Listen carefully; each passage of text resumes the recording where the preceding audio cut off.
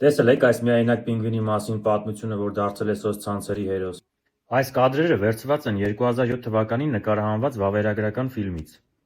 որը հուզել է բոլորին, քանի որ պինգվինը կոտրում է նորմաները, չի հետևում մյուսներին դեպի ջուրը, կերը և անվտանգությունը, այլ փոխում է ճանապարհը շարժվելով դեպի լեռներ, նրանց համար ապրելու ոչ բնական միջավայր։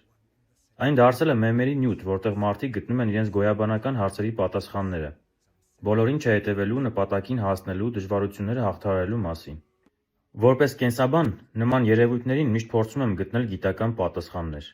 բայց կարծում եմ, որ այս դեպքում պինգվինի նման վարքագիծը ոչ գիտական տեսանկյունից